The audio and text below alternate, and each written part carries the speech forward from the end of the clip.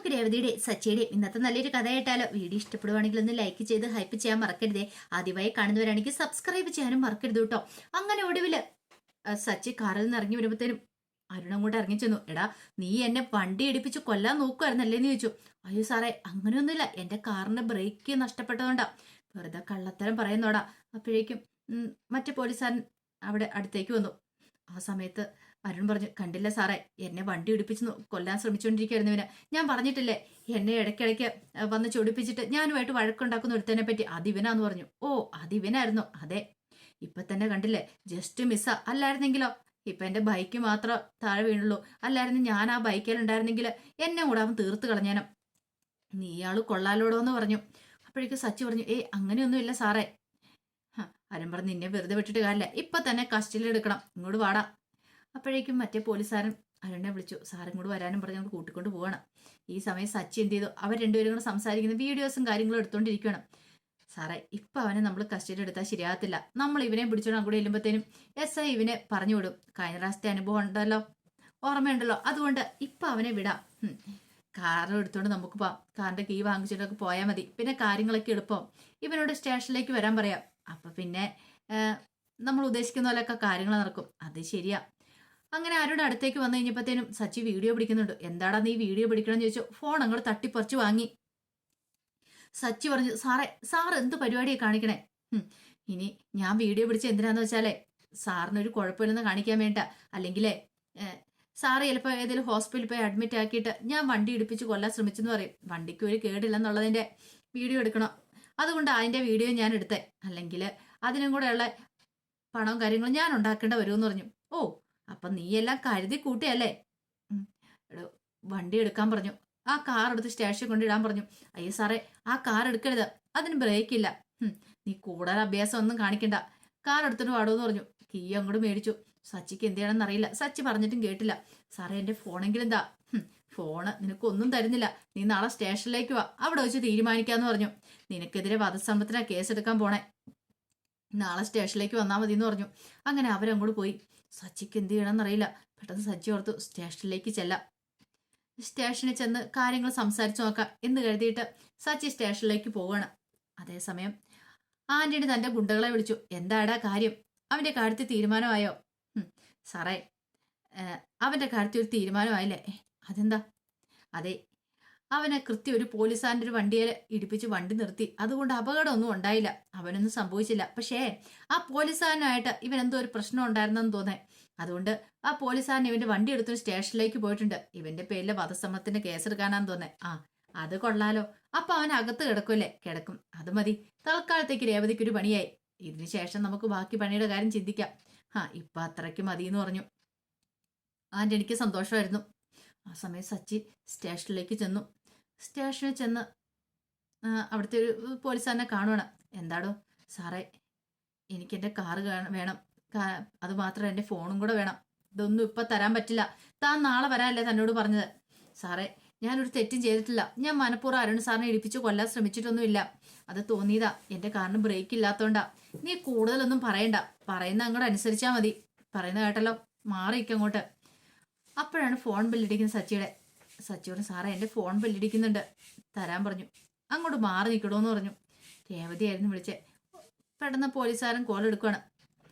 അപ്പൊ രേവതി പറഞ്ഞു, ആഹാ, രാവിലെ കാപ്പ് കുടിക്കാതെ പോയതല്ലേ? എന്നിട്ട് കാപ്പ് കുടിച്ചോ? എപ്പോഴാ സച്ചിയേട്ടൻ ഇങ്ങോട്ടേക്ക് വരുന്നേ? ആ സമയം രേവതി ചോദിച്ചു. ഇല്ല, രേവതി പറഞ്ഞു, എന്താ സച്ചിയേട്ടാ? സച്ചിയേട്ടൻ എന്താ മിണ്ടാത്തെ? അതെ, ഞാൻ സച്ചിയല്ല. പിന്നെയോ? ഞാൻ രതീഷ. രതീഷോ? അതെ, ഞാൻ പോലീസ് ഓഫീസറാ. അല്ല, ഞാൻ സച്ചിയുടെ ഫോണിലേക്കാണല്ലോ വിളിച്ചേ. നിങ്ങളുടെ ഭർത്താവാണോ സച്ചി? അയാൾ ഇവിടെ പോലീസ് സ്റ്റേഷനിലുണ്ട്. പോലീസ് സ്റ്റേഷനിൽ എന്തിനാ? അതെ, ഒരു പോലീസുകാരനെ വണ്ടി ഇടിപ്പിച്ച് കൊല്ലാൻ നോക്കിയേനെ. രേവതി ആകെപ്പാടെ ഭയന്നു പോയി. രേവതി പറഞ്ഞു, അയ്യോ സാറേ, എന്റെ ഭർത്താവ് അങ്ങനെയും ചെയ്യത്തില്ല. കൂടുതലൊന്നും പറയണ്ട. കോള് കട്ട് ചെയ്യാന്ന് പറഞ്ഞിട്ട് കോള് കട്ട് ചെയ്തു. സച്ചിയോട്, സാർ എന്ത് പരിപാടിയാണ് കാണിച്ചേ? അവൾക്ക് ഭയങ്കര ടെൻഷൻ ആവില്ലേ? പിന്നെ ടെൻഷൻ ആവട്ടോ. നീ അങ്ങനെ സൂചിച്ചിട്ട് കാര്യമില്ലോ. പാവം പിടിച്ചൊരു പോലീസുകാരനെ കൊല്ലാൻ ശ്രമിച്ചല്ലേ? അപ്പോഴേക്കും സച്ചിക്ക് ഭയങ്കര ബുദ്ധിമുട്ടായി. ആ സമയത്ത് അരുണും മറ്റേ പോലീസുകാരനും കൂടെ സ്റ്റേഷനിലേക്ക് വരുവാണ്. അപ്പോഴേക്കും സച്ചി ഓടിച്ചെന്ന് മറ്റേ പോലീസുകാരനോട് പറഞ്ഞു, സാറേ, എന്റെ ഫോണെങ്കിലും തരാൻ പറ, എന്റെ കാറും തരണം, ഞാനൊരു തെറ്റും ചെയ്തിട്ടില്ല. എടോ, തെറ്റ് ശരിയാക്കാൻ നമുക്ക് തീരുമാനിക്കാം. SI സാർ ഇന്ന് ഇവിടെ ഇല്ല, നാളെ താൻ വാ, നാളെ വന്നിട്ട് സാറിനോട് കാര്യങ്ങൾ പറ. പിന്നെ ഇതങ്ങനെ നിസ്സാരമായിട്ട് പോകുന്നു തോന്നില്ല, വധശ്രമമാണ് കേസ്. അയ്യോ സാറേ, ഞാനങ്ങനെയും ചെയ്തിട്ടില്ലെന്ന് പറഞ്ഞില്ലേ, നിന്നോടല്ലേ പോകാൻ പറഞ്ഞെന്ന് പറഞ്ഞു.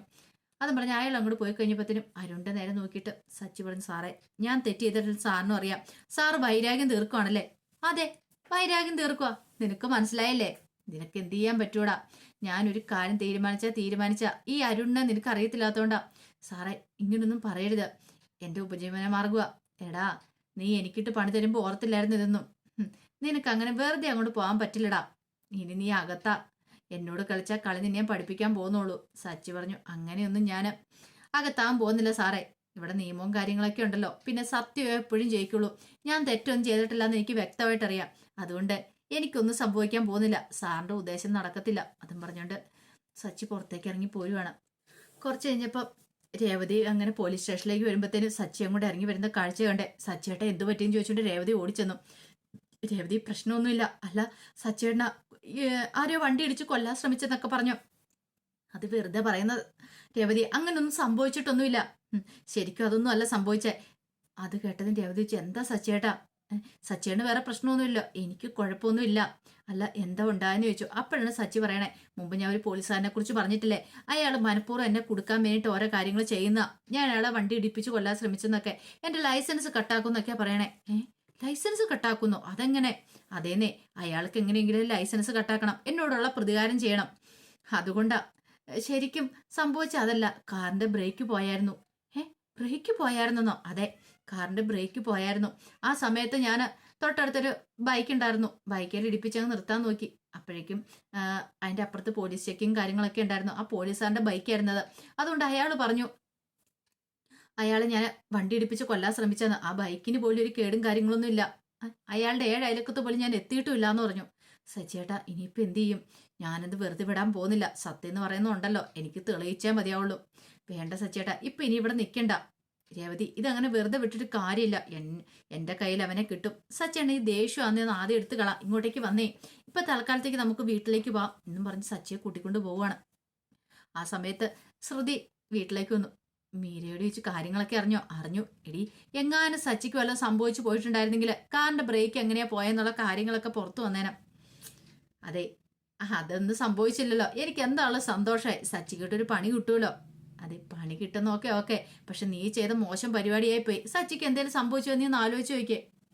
എടി, അവൻ എനിക്കിട്ട് പണി തന്നാ അപ്പൊ പിന്നെ തിരിച്ച് അവനിട്ട് ഞാൻ ഇങ്ങനെ ഒരു പണി കൊടുക്കണ്ടേ? മീര പറഞ്ഞു, അതൊന്നും ശരിയല്ല കേട്ടോ. കുറച്ച് കഴിഞ്ഞപ്പോഴത്തേനും കാറുമായിട്ട് വന്ന പോലീസ് സ്റ്റേഷനിലേക്ക് വരുവാണ്. കൂടെ വേറെ മെക്കാനിക്കാണ് ഓടിച്ചോണ്ട് വരുന്നത്. അയാളുടെ കൈയൊക്കെ ഇങ്ങനെ ഒരു ബാൻഡേജിൽ ഇങ്ങനെ ഇട്ടിട്ടുണ്ടായിരുന്നു. അങ്ങനെ അയാൾ അങ്ങോട്ട് അകത്തേക്ക് കയറി വന്നു കഴിഞ്ഞപ്പോഴത്തേനും 1-2 പോലീസുകാരും പിന്നെ അരുണും ഉണ്ടായിരുന്നു. സാറേ, ആ കാറിന്റെ ബ്രേക്ക് പോയതാട്ടോ എന്ന് പറഞ്ഞു. ഒരു നിമിഷം അരുൺ പെട്ടെന്ന് ഞെട്ടിപ്പോയി. ആരെങ്കിലും കേൾക്കുന്നുണ്ടോ, മറ്റേ പോലീസുകാരൊക്കെ ശ്രദ്ധിക്കുന്നുണ്ടോ നോക്കി. പക്ഷേ അവർ ശ്രദ്ധിക്കുന്നില്ല എന്ന് മനസ്സിലായി. ആ സമയം അരുണ അയാളെ വിളിച്ചു, താൻ ഇങ്ങോട്ടേക്ക് വരാനും പറഞ്ഞ് പുറത്തേക്ക് കൂട്ടിക്കൊണ്ട് പോവാണ്. ആ മെക്കാനിക്കും കൂടെ ഉണ്ടായിരുന്നു. എന്താ സംഭവിച്ചതെന്ന് ചോദിച്ചു. അയാൾ പറഞ്ഞു, ശരിയാ, ആ കാറിന് ബ്രേക്ക് ഇല്ലായിരുന്നു. ഞാൻ ആ വണ്ടി എടുത്ത് ഇത്തിരി ദൂരം പോന്നപ്പോഴത്തേനും ബ്രേക്ക് ഇല്ലാന്ന് മനസ്സിലായത്. ഭാഗ്യം കൊണ്ടാണ് ഞാൻ രക്ഷപ്പെട്ടത്. ഇടിച്ച് നിന്ന് കഴിഞ്ഞപ്പോഴത്തേനും എനിക്ക് കൈ ചെറുതായിട്ടൊന്ന് കൈ പോയി ഇടിച്ചു. അതുകൊണ്ടുള്ള ബുദ്ധിമുട്ട്. എന്നാലും വലിയ കുഴപ്പങ്ങളൊന്നും ഉണ്ടായിട്ടില്ല. ഭാഗ്യം കൊണ്ട് രക്ഷപ്പെട്ടെന്ന് പറഞ്ഞാൽ മതി. അപ്പോഴേക്കും ഞാൻ എൻ്റെ ഒരു കൂട്ടുകാരനത് ഇവനെ വിളിച്ചു, ബ്രേക്കൊക്കെ ശരിയാക്കിന്ന് പറഞ്ഞു. അപ്പോഴേക്കും അയാൾ പറഞ്ഞു, സാറേ, ആ വണ്ടിയുടെ ബ്രേക്ക് അത് പോയതല്ല, അത് മനഃപൂർവ്വം ആരോ കളഞ്ഞാന്നാ തോന്നുന്നേ. കാരണം മെക്കാനിക്കൽ അയാൾക്കറിയാലോ. അത് കേട്ടതും അരുൺ പറഞ്ഞു, താൻ പോയിക്കൊള്ളാൻ പറഞ്ഞു. അങ്ങനെ അയാൾ അങ്ങോട്ട് പോയി കഴിഞ്ഞപ്പോഴത്തേനും സഹപ്രവർത്തനോട് പറഞ്ഞു, എടൂ, താനൊരു കാര്യം ചെയ്ത് തൽക്കാലത്തേക്ക് ആ കാറിന്റെ ബ്രേക്ക് പോയതാന്നുള്ള കാര്യം ആരോടും പറയണ്ട. അതെന്താ സാറേ അങ്ങനെ? എടോ, അവനൊരു ഗുണ്ടയാണ്, അവനെ പൂട്ടാനായിട്ട് ഇതാ നല്ല മാർഗം. സാറേ, അത് ശരിയായിട്ടുള്ള കാര്യമാണോ? ഞാൻ പറയുന്ന താനും കൂടെ അനുസരിച്ചാൽ മതി എന്നൊക്കെ അവരോട് പറയണം. എനിക്ക് അവനെ പൂട്ടണം, ഇത് തന്നെ നല്ല മാർഗമാണെന്ന് പറഞ്ഞു. അപ്പൊ അതിന്റെ കഥകളൊക്കെയാണ് കാണുന്നത്. ഇതിന്റെ ബാക്കി വിശേഷങ്ങളുമായിട്ട് വൈകുന്നേരത്തെ പ്രൊമോയി വരാട്ടോ. ഒരിക്കൽ കൂടി എല്ലാവർക്കും ശുഭദിനം നേർന്നുകൊണ്ട് നിർത്തുന്നു. നന്ദി.